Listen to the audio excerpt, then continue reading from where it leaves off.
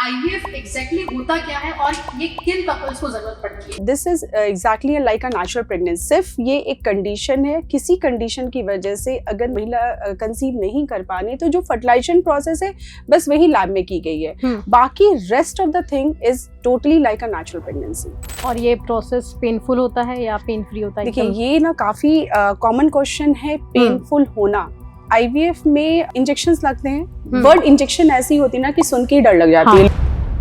कि मैंने शुरू में ही बोला कि IVF is only the fertilisation process जो किसी कारणवश अगर बॉडी में नहीं हो रही है, ट्यूब्स में नहीं हो रही है तो हमने लैब में कर दिया। मतलब इसमें ऐसा कुछ नहीं होता कि जो डिलीवरी है वो सी सेक्शन ही होगी या नॉर्मल? आईवीएफ में एल्डरली लोग ज्यादा आते हैं। बहुत सारे कपल्स ऐसे होते हैं, महिलाएं ऐसी होती हैं कि जिन्हें ऑलरेडी शुगर की परेशानी रहती है, बीपी की परेशानी रहती है, एज फैक्टर रिलेटेड कुछ और परेशानियां रहती है जिसे हमें सिजेरियन का डिसीजन लेना पड़ जाता है। आईवीएफ में ऐसा पॉसिबल है कि अगर हम चाहे ट्विन बेबी हो जाए तो आप इंजेक्ट कर दो और वो ट्विन हो जाए, एक से ज्यादा?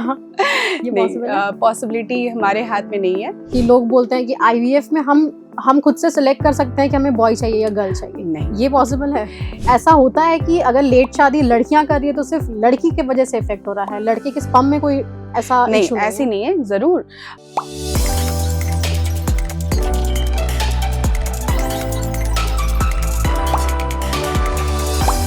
Healthy Life Show presented by Paras HSC Hospital. शादी के कुछ साल बाद जब हर फैमिली गैदरिंग में बस एक ही सवाल पूछा जाने लगे, गुड न्यूज कब दे रहे हो, तब बहुत से कपल के लिए मुस्कुराना भी मुश्किल हो जाता है। इनफर्टिलिटी सिर्फ एक मेडिकल कंडीशन नहीं है, एक इमोशनल जर्नी भी है। और आज हम आईवीएफ और फर्टिलिटी से जुड़े उन्हीं सवालों पर खुलकर बात करेंगे जिन्हें लोग अक्सर छुपा कर रखते हैं। तो आज इन्हीं सवालों के जवाब देने के लिए हमारे साथ मौजूद है आज के इंटरव्यू में अंकुरम आईवीएफ से doctor Ruhi Srivastava. Hello ma'am, नमस्ते। पहला व्यूअर्स को अपने बारे में कुछ बताएं प्लीज। मैं डॉक्टर रूही श्रीवास्तवा, मैं गायनेकोलॉजिस्ट हूँ और इनफर्टिलिटी स्पेशलिस्ट हूँ और मैं डायरेक्टर हूँ अंकुरम आईवीएफ। ओके मैम, हमारा पहला सवाल तो ये है कि आईवीएफ एग्जैक्टली होता क्या है और ये किन कपल्स को जरूरत पड़ती है? देखिए आईवीएफ जो आम भाषा में बोली जाए इसे टेस्ट टू बेबी भी बोलते हैं। तो आईवीएफ एक प्रोसेस है, एक कंडीशन है जिसमें कि नेचुरल प्रेगनेंसी कैसे आती है, पहले तो ये समझना जरूरी है। नेचुरल प्रेगनेंसी में क्या होती है कि फीमेल के अंदर एक एग होती है, पुरुषों के अंदर एक स्पर्म होती है और ये जो फर्टिलाइजेशन प्रोसेस होती है नेचुरली महिलाओं के अंदर ट्यूब्स में होती है। हाँ। पर अगर किसी कारणवश ये फर्टिलाइजेशन बॉडी में नहीं हो पाती है तो ये फर्टिलाइजेशन प्रोसेस हम आईवीएफ लैबोरेटरी में करते हैं।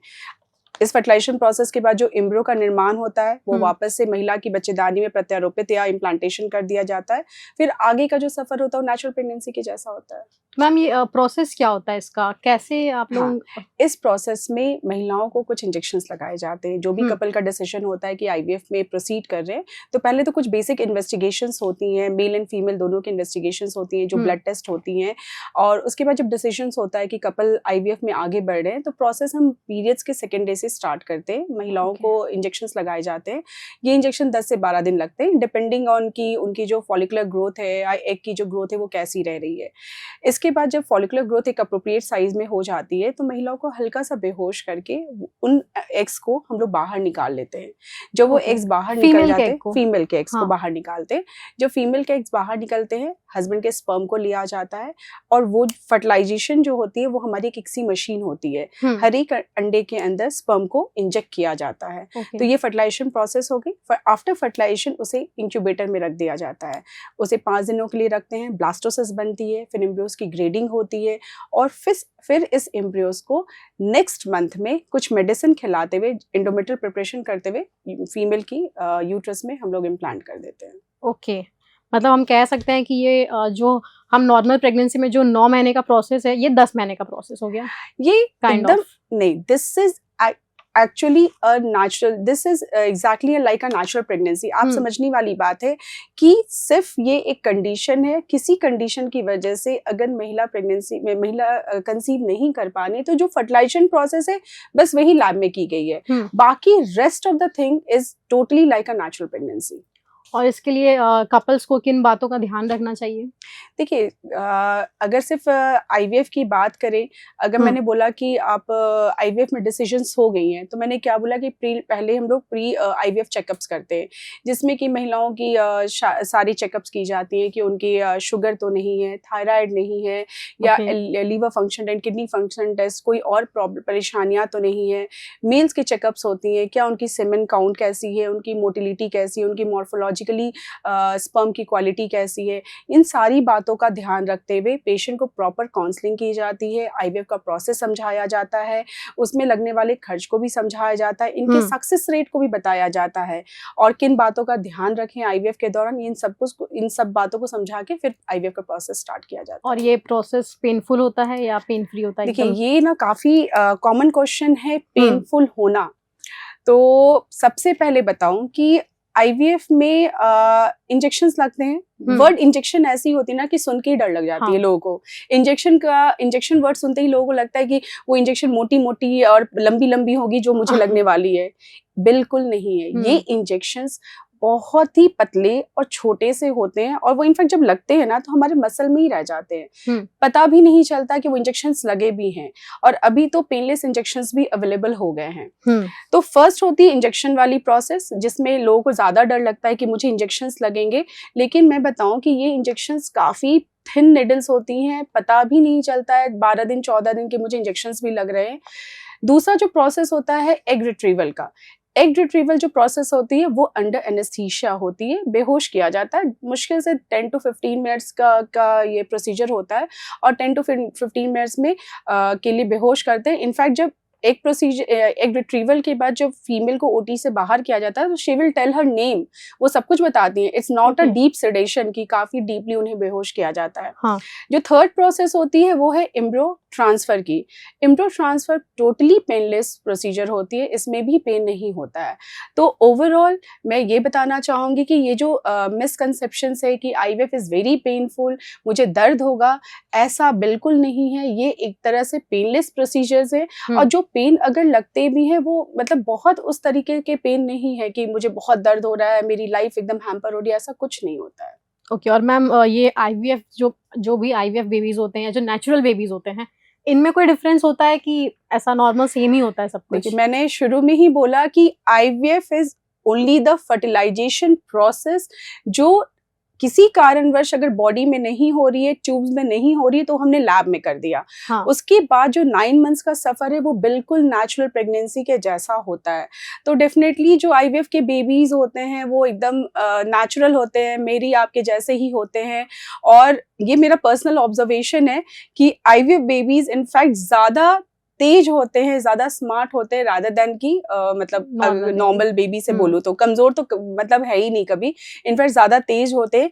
रीजन बीइंग मुझे ऐसा लगता है कि जो एम्ब्रियो सिलेक्शंस हम लोग करते हैं, we used to implant a good embryo because हमें सक्सेस रेट चाहिए। तो जो सबसे अच्छे एम्ब्रियोज है और हमें सिलेक्शन का मतलब वो अपॉर्चुनिटी मिला हुआ कि नेचुरली बॉडी में तो आप सेलेक्ट कर नहीं सकते हो, जो फर्टिलाइजेशन हो रही है वो तो फर्टिलाइजेशन हो रही है, but during IVF if you have a good number of embryos, if you have 4-5 embryos, you can select the best embryo. तो that's why the IVF babies तो कहीं से नॉर्मल बेबी से कमजोर तो नहीं है, देखने में एकदम माता पिता के जैसे ही होते हैं, बस ये प्रोसेस है कि फर्टिलाइजेशन बाहर में की गई है। और ये डिपेंड करता है कि मतलब इसमें ऐसा कुछ नहीं होता कि जो डिलीवरी है वो सी सेक्शन ही होगी या नॉर्मल, मतलब ये डिपेंड करता है फीमेल पे एकदम।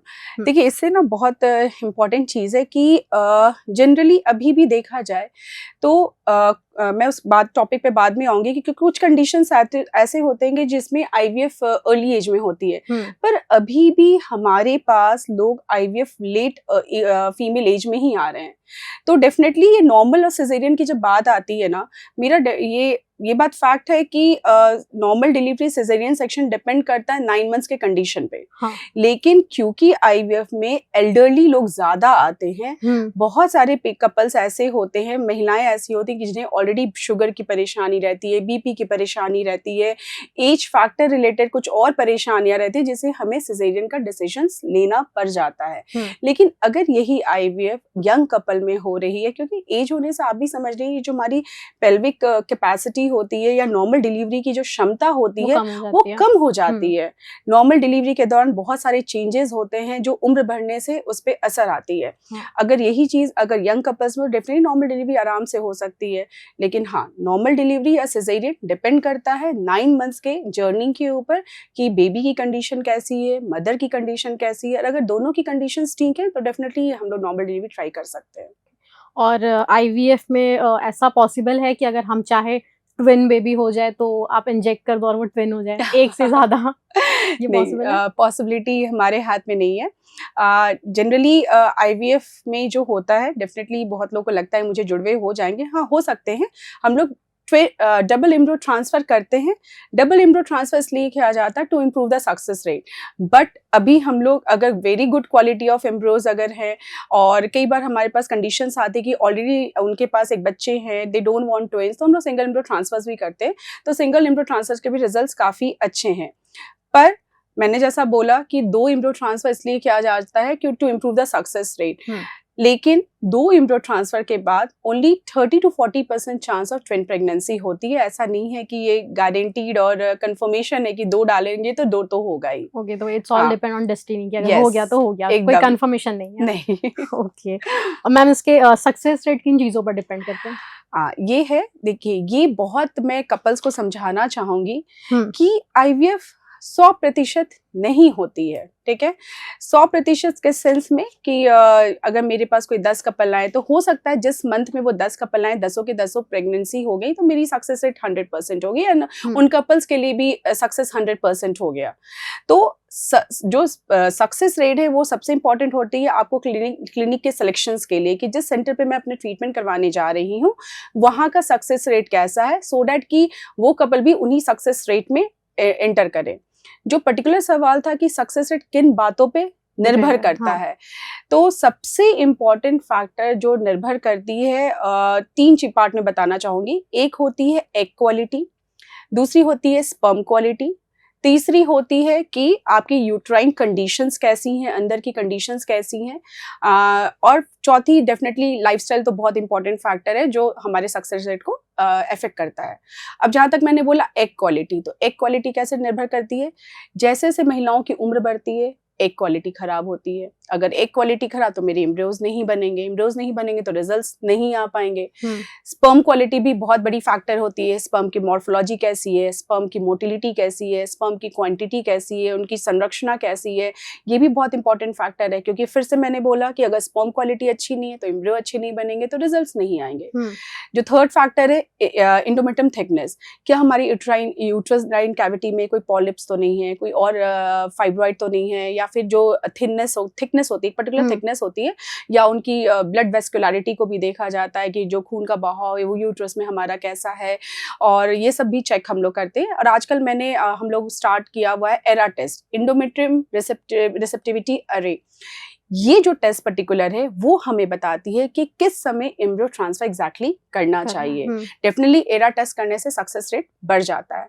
तो एग क्वालिटी इंपॉर्टेंट है, एग क्वालिटी इनडायरेक्टली डिपेंड करती है फीमेल की एज पे।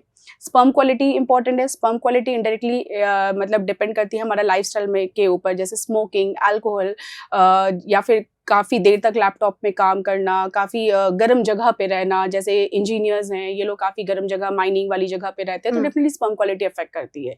तीसरा मैंने बोला कि जो यूट्राइन कंडीशंस है वो हमें चेक करना चाहिए, और फोर्थ लाइफस्टाइल तो बहुत इंपॉर्टेंट फैक्टर है। तो इन सारे फैक्टर्स पे हमारी आईवीएफ का सक्सेस रेट डिपेंड करता है। मैम ये ऐसा मतलब कई लोग को मैंने सुना है कि लोग बोलते हैं कि आईवीएफ में हम खुद से सिलेक्ट कर सकते हैं कि हमें बॉय चाहिए या गर्ल चाहिए। नहीं, ये पॉसिबल है? एकदम नहीं। डेली 1 से 2 कपल इस बात को लेकर हमारे पास आते हैं। ये भी मैं बोलूँगी बहुत बड़ा मिथ या मिसकंसेप्शन है। लोगों को लगता है एम्ब्रियोज देख के हमें जेंडर पता चल जाती है, लेकिन सबसे पहले इंडिया में ये चीज़ सेक्स सिलेक्शन है ही नहीं अवेलेबल। दूसरी चीज़ कि हमें एम्ब्रियो देख के पता नहीं चलता है कि ये बॉय है कि गर्ल है। तो दोनों चीज़ों में मतलब जो सवाल है उसका स्ट्रेट आंसर है कि नो, इट्स नॉट पॉसिबल कि आप इंडिया में जेंडर सिलेक्शन कर सके, और हमें तो बिल्कुल ही पता नहीं रहता है। मैम एक ऐसा केस स्टडी बताइए जिसमें कोई कपल आपके पास आए हो और बोले हो कि मुझे ट्विंस चाहिए और उन्हें ट्विंस हुए हो आईवीएफ से। हाँ है, देखिए स्टोरीज बहुत है। महिला आप इनफर्टिलिटी एक जो कंडीशन है महिलाओं के साथ ही आप आप खुशहाली समझ सकते हो कि अभी भी जिस कंट्री में हम लोग रह रहे हैं, भारत में रह रहे हैं, यहाँ पे अभी भी अगर प्रेगनेंसी या बच्चा नहीं हो रहा है तो महिलाएं ही जिम्मेदार होती हैं। हाँ। ठीक है, सबसे इम्पोर्टेंट चीज। दूसरी चीज की जो मैंने सवाल था, तो हाँ कपल, बहुत सारे कपल्स है कि मुझे जुड़वे चाहिए। कई बार हमने बोला कि पता नहीं इट्स ऑन डेस्टिनी कि होगा कि नहीं होगा, बिकॉज वी वर्क की हाँ एम्ब्रियो क्वालिटी अच्छी हो, एंडोमेट्रियम रिसेप्टिविटी आपकी बहुत अच्छी हो एंड जो हो जाए। लेकिन हाँ बहुत सारे कपल्स हैं जिनको ट्विन प्रेगनेंसी हुई है, और बहुत सारे कपल्स ऐसे भी हैं जिन्होंने बोला मुझे सिंगल ही चाहिए प्लीज, मुझे ट्विन नहीं चाहिए, वो भी सक्सेसफुली हमारे यहाँ से रिजल्ट लेकर गए हैं। और मैम रीजन क्या है कि लोग को आजकल नॉर्मल प्रेगनेंसी में बहुत ज्यादा दिक्कत हो रही है और आईवीएफ करवाना पड़ रहा है? एकदम सबसे इम्पोर्टेंट फैक्टर जो सब लोग हम लोग देख रहे हैं कि इनफर्टिलिटी काफी बढ़ रही है, वो है एज, लेट मैरिजेस। ठीक है, क्योंकि जो फर्टिलिटी एज हमारी जब आ रही है ना, क्योंकि लेट शादियां हो रही हैं, लेट मैरिजेस हो रहे हैं और लेट प्रेगनेंसी प्लानिंग हो रही है। हाँ। आप एक तरफ तो 30s के एवव हमारी शादियां हो रही हैं, जब आप मोर देन 30 इयर्स के हो जाते हैं उसके बाद आते हैं मेरे पास कपल, अभी तो हमने 2 साल पहले तो प्लानिंग शुरू किया, we are not planning pregnancy. तो लेट मैरिज तो है ही, प्लस लेट प्रेगनेंसी प्लानिंग हो रही है। तो यहाँ पे प्रॉब्लम क्या हो रही है, मुझे क्यों प्रॉब्लम हो रही है कि लेट मैरिज हो रही है? इट्स फाइन, देयर उनका पर्सनल डिसीजन है, वो लेट शादी कर रहे हैं, लेट प्रेगनेंसी प्लान कर रहे हैं, इट्स देयर पर्सनल डिसीजन। लेकिन प्रॉब्लम क्या हो रही है? प्रेगनेंसी नहीं हो रही है। तो क्यों नहीं हो रही है?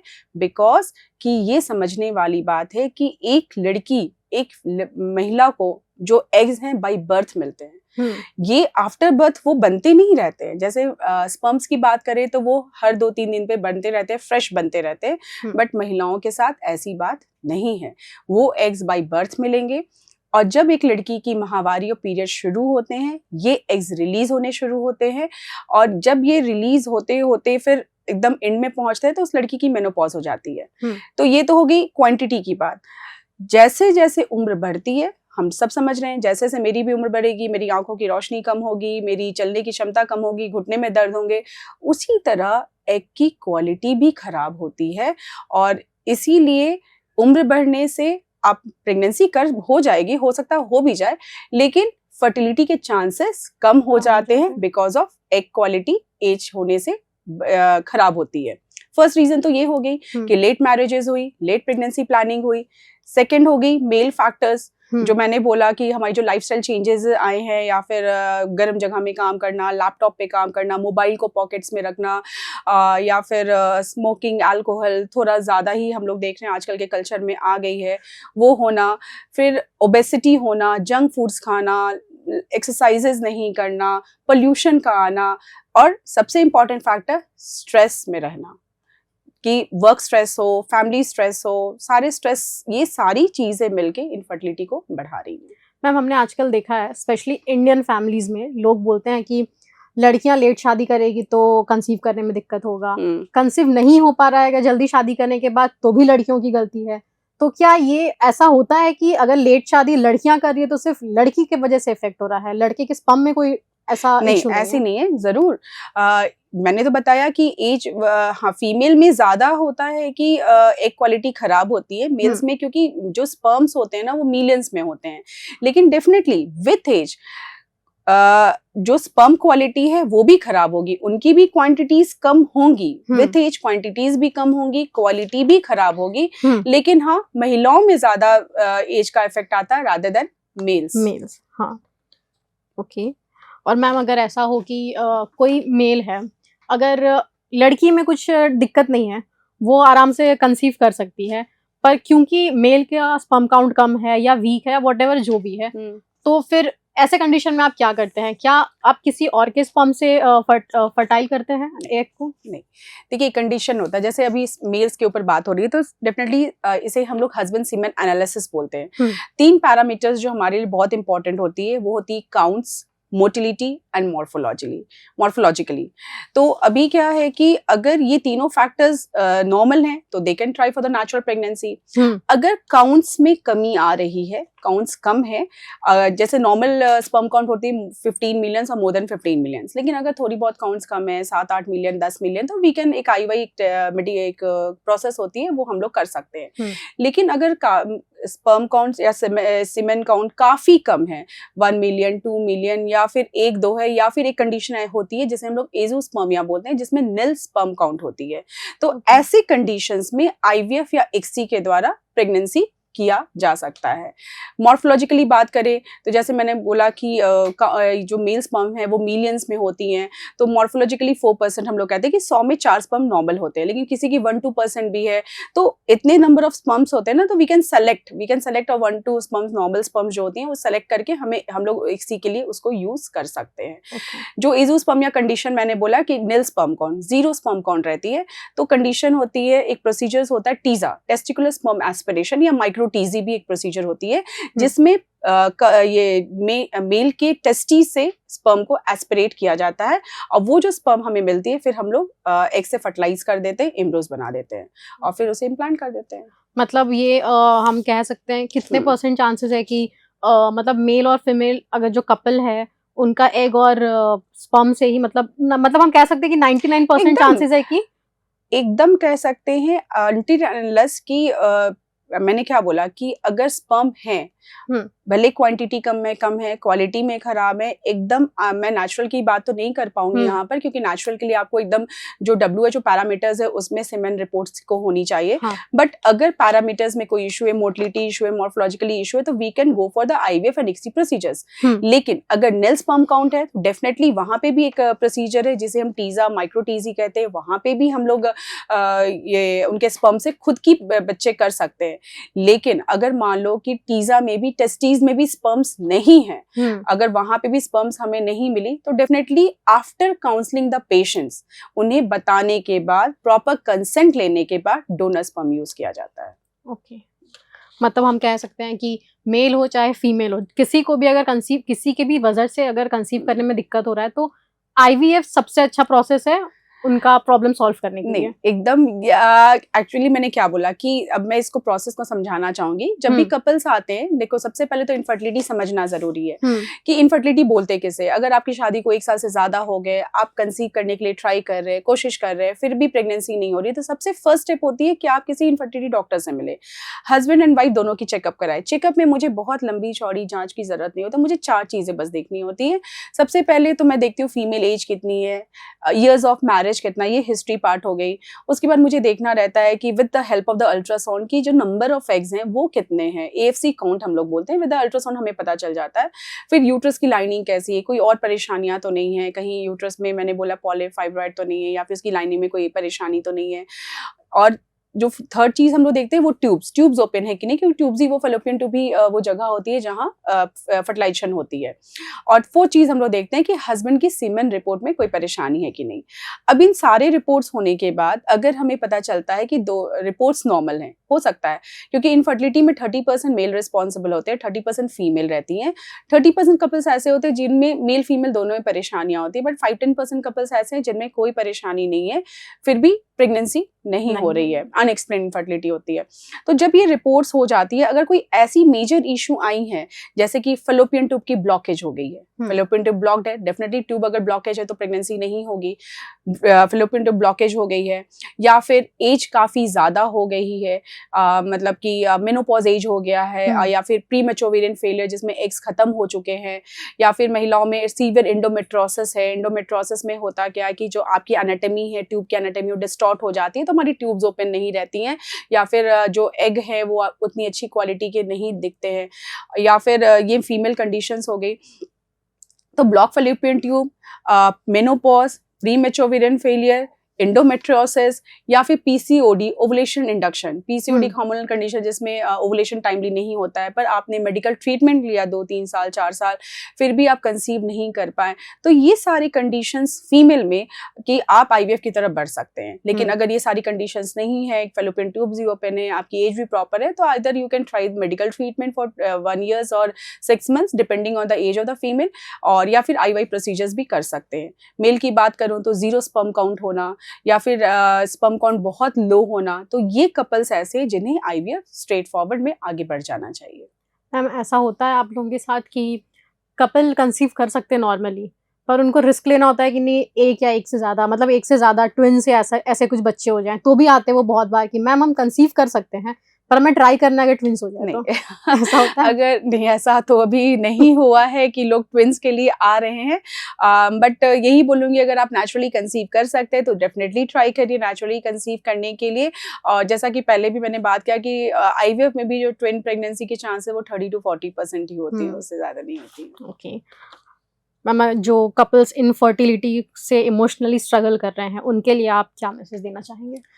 देखिए, मैंने बोला ना कि अगर इनफर्टिलिटी है तो सबसे पहले इससे तो घबराए नहीं कि मुझे इनफर्टिलिटी है, मुझे प्रेगनेंसी नहीं हो रही है, मुझे बच्चे नहीं हो रहे हैं, जो सोशल जो हमारी सोसाइटी है तुम्हें तो बच्चे नहीं हो रहे हैं, नहीं हो रहे हैं। आप स्टेप्स लीजिए। स्टेप्स में सबसे पहले मैंने क्या बोला, आप अपने डॉक्टर से मिलिए, एक इनफर्टिलिटी एक्सपर्ट से मिलिए, जो वो गाइड करेंगी। अगर मैंने कोई प्रॉब्लम्स आई हैं तो उनको समझिए। जैसे मेरा जो मेरा जो अपना तरीका होता है कि जब भी कपल्स आते हैं मैं उन्हें पर्टिकुलरली समझाती हूँ कि ये प्रॉब्लम्स आई हैं, या फिर मैंने बोला अनएक्सप्लेन्ड फर्टिलिटी है तो भी मैं समझाती हूँ कि अगर अनएक्सप्लेन्ड फर्टिलिटी है, 2-3 years ऑफ मैरिज हो गई है, तो आप स्ट्रेट फॉरवर्ड IUI या IVF की तरफ बढ़ सकते हैं। डेफिनेटली IVF का सक्सेस बेटर है एज कम्पेयर टू IUI।